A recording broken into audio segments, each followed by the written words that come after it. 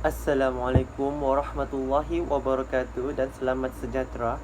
Saya Muhammad Azizul bin Asri, bernombor matriks 204110, kod kursus BBM 3401 iaitu Bahasa Melayu Tinggi. Baiklah, dalam video ini saya akan membahaskan mengenai tulisan Jawi. Sebelum pergi ke isu mengenai tulisan ini, terdapat 6 perkara yang mesti diketahui. Yang pertama, apa itu tulisan Jawi? Tulisan Jawi ini bermaksud abjad-abjad Arab dengan beberapa huruf tambahan yang digunakan untuk menulis dalam bahasa Melayu.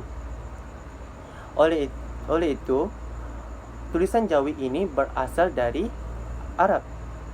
Yang kedua, orang Melayu menambah 6 huruf dalam sistem tulisan Jawi.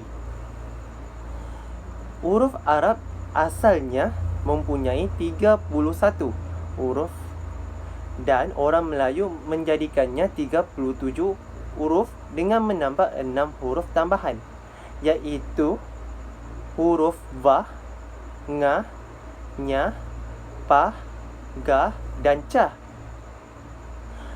Dan tambahan huruf ini tidak terdapat dalam sistem bunyi Arab. Sebagai contoh, negeri Perak dalam tulisan Jawi masih mengekalkan nama negeri itu, Perak. Tetapi bila diarabkan, nama negeri tersebut telah diubah kepada Berak. Contoh lainnya, Selangor menjadi Selanjur. Orang Melayu mewujudkan tulisan ini bagi memudahkan tulisan dan penyebutan dalam bahasa Melayu. Yang ketiga, usia tulisan Jawi ini. Tahukah anda bahawa tulisan Jawi ini telah berusia lebih daripada 700 tahun? Hal ini dibuktikan dengan penemuan tulisan Jawi yang paling tertua di tanah Melayu, iaitu batu bersurat Terengganu yang dijumpai pada tahun 1303 Masehi atau 702 Hijrah. Dan tulisan Rumi hanya baru dirasmikan sebagai tulisan utama pada 50 tahun yang lepas, seperti yang termaktub dalam Perlembagaan Malaysia. Yang keempat, tulisan Jawi berkembang kerana Islam. Kewujudan Islam pada masa itu telah menarik minat orang-orang Melayu untuk menganutinya, sehingga mereka sanggup mengubah sistem tulisan mereka yang dahulu, iaitu sistem tulisan Pahlavi, ke sistem tulisan Jawi. Hal ini kerana bagi memudahkan mereka dalam memahami bahasa Arab yang terdapat dalam Al-Quran dan Hadis. Selain itu, perubahan sistem tulisan ini telah menggelarkan diri orang Melayu ini sebagai orang Jawi yang berbangsa Jawi, berbahasa Jawi dan berasal dari tanah Jawi. Yang kelima, tulisan Jawi menjadi tulisan ilmu. Tulisan Jawi telah digunakan secara meluas yang bukan hanya di tanah Melayu, tetapi digunakan secara meluas di alam Nusantara. Kesan daripada perluasan ini menjadikan tulisan ini begitu penting dalam berurusan seharian mereka, iaitu dalam pentadbiran, perdagangan, pendidikan dan juga adat istiadat. Sebagai contoh, dalam pentadbiran, hukum kanun Melaka, undang-undang Johor, Pahang dan juga Kedah, semua digunakan berdasarkan tulisan Jawi. Yang ini menjadi bukti pada masa dahulu tulisan Jawi digunakan medium utama dalam penyebaran ilmu. Yang keenam, kemerosotan pengaruh tulisan Jawi di tanah Melayu. Kemerosotan tulisan ini mulai berkurang apabila penjajah barat mulai datang ke tanah Melayu untuk menjajah. Dan kemerosotan ini mulai bertambah buruk apabila pada tahun 1956 satu mesyuarat diadakan antara Kongres Melayu dan Persuratan Melayu dengan membuat keputusan, iaitu sudah sepatutnya tulisan Rumi dirasmikan bagi persuratan Melayu dengan tidak menghapuskan tulisan Jawi. Dan pada tahun 1963, Akta Bahasa Kebangsaan mengisytiharkan tulisan rasmi bagi bahasa Melayu ialah tulisan Rumi. Tindakan ini menjadikan pengaruh tulisan Jawi semakin hari semakin merosot.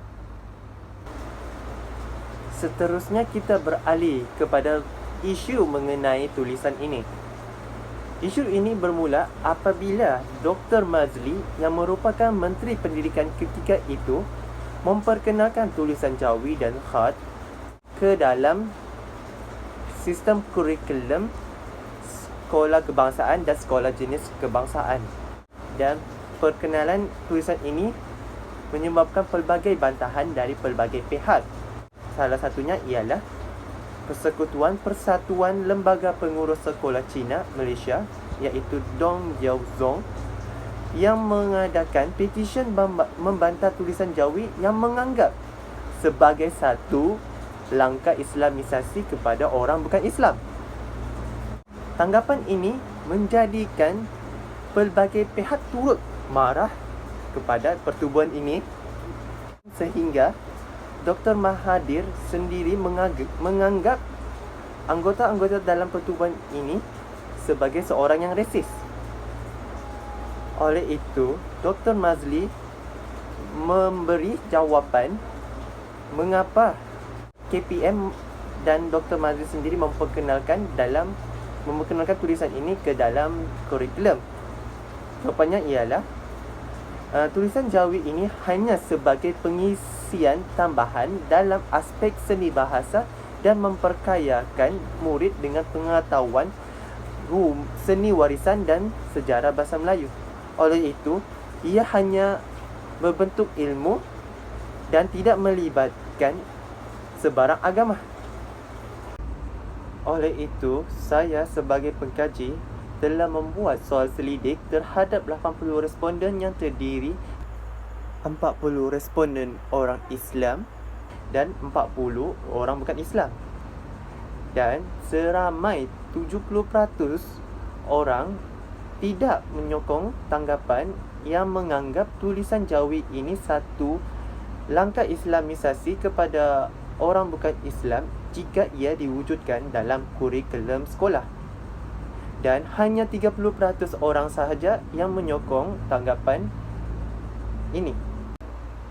Salah satu punca sesetengah pihak yang menganggap tulisan Jawi ini satu bentuk Islamisasi kepada orang bukan Islam kerana mereka tidak mengetahui bahawa tulisan Jawi ini turut termaktub dalam Akta Bahasa Kebangsaan 1963 di dalam Perlembagaan Malaysia, yang memperuntukkan tulisan bagi bahasa kebangsaan ialah tulisan Rumi, dengan syarat bahawa ini tidak melarang penggunaan bahasa tulisan Melayu yang lebih dikenali sebagai tulisan Jawi bagi bahasa kebangsaan.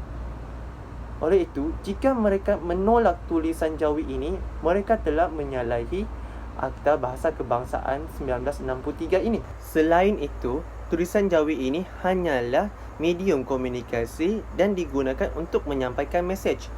Tulisan ini bersifat neutral dari segi keagamaan. Malah semua jenis bahasa boleh membawa mesej keagamaan kerana ia bergantung kepada kandungan atau mesej yang disampaikan. Bahasa Melayu menerusi tulisan Jawi ini adalah sama seperti bahasa yang lain yang boleh digunakan sebagai medium komunikasi dalam pelbagai bidang seperti bidang sains, matematik, politik dan banyak lagi, termasuklah bidang keagamaan. Hal ini juga turut disokong oleh responden yang telah disoal selidik, iaitu seramai 78.8% responden bersetuju yang mengatakan bahawa tulisan Jawi ini adalah sama seperti tulisan yang lain. Kalau benar tulisan Jawi ini menerapkan keagamaan ke dalam diri seseorang, melakukan penerapan dalam bahasa kaum atau bangsa itu sendiri adalah tindakan yang lebih tepat dan berkesan berbanding menggunakan bahasa atau tulisan yang lain. Sebagai kesimpulannya, tulisan Jawi bukanlah satu bentuk Islamisasi kepada orang bukan Islam, kerana tulisan ini hanyalah medium komunikasi yang bersifat neutral. Oleh itu, rakyat Malaysia harus berfikiran terbuka dalam menerima dan menghormati apa yang telah termaktub dalam Perlembagaan Malaysia bagi memelihara keharmonian di negara ini. Menurut seorang pakar tulisan Jawi yang berbangsa Korea, iaitu Profesor Dr. Kang Kyun Suk, yang telah mengkaji tulisan ini sejak 1974, mengatakan bahawa tulisan ini merupakan satu keunikan milik Malaysia. Dan menurutnya lagi, tulisan Jawi sekarang sedang tenat, dan jika keadaan itu berterusan, ia akan pupus satu hari nanti. Oleh itu, Malaysia telah berusaha untuk mengekalkan, memperkasakan dan memelihara tulisan Jawi sebagai warisan negara, iaitu melalui pembelajaran di sekolah. Dan kini kerajaan Malaysia telah memutuskan hari Jumaat sebagai Hari Jawi yang akan diperluaskan penggunaannya ke seluruh kementerian, jabatan, agensi di peringkat persekutuan dan negeri, badan bukan kerajaan dan seluruh rakyat Malaysia dalam bersama-sama memertabatkan tulisan Jawi. Dan saya akhiri video ini dengan peringatan, jika hilang bahasa, maka lenyaplah bangsa. Assalamualaikum warahmatullahi wabarakatuh. Sekian, terima kasih.